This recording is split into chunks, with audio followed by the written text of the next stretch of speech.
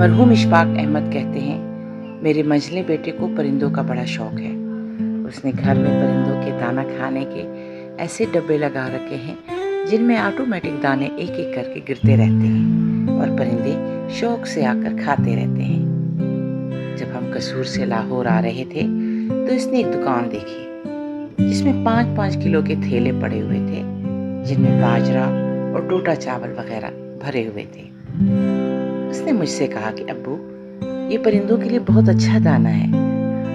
मेरा बेटा उस दुकान से चावल और बाजरा लेने गया तो उस दुकानदार ने पूछा कि आपको ये दाने किस मकसद के लिए चाहिए। तो मेरे बेटे ने उसे बताया कि परिंदों को डालने के लिए। इस पर इस दुकानदार ने कहा कि आप कंगनी भी ज़रूर लीजिए, क्योंकि कुछ खुशलहान परिंदे ऐसे भी होते हैं जो बाजरा नहीं खा सकते बल्कि कंगनी खाते हैं। वो भी फिर कंगनी खाने आपके पास आया करेंगे।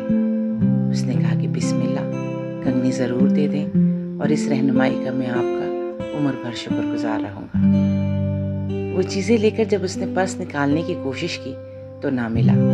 जेबों, गाड़ी, आसपास हर जगह देखा, लेकिन वो ना मिला। तब वो तीनों थैले गाड़ी से वापस उठाकर दुकानदार के पास गया और कहा कि मैं माफ़ी चाहता हूँ, मैं तो अपना बटुआ ही भूल गया हूँ। इस दुकानदार ने कहा, साहब आप कमाल करते हैं, ये ले जाएं, पैसे आ जाएंगे। मेरे बेटे ने कहा कि आप तो मुझे जानते ही नहीं हैं। वो दुकानदार बोला कि मैं आपको जानता हूँ। वो कैसे? मेरे बेटे ने कहा। दुकानदार गोया हुआ, साहब, जो शख्स परिंदों को दाना डालता है वो बेईमान नहीं हो सकता।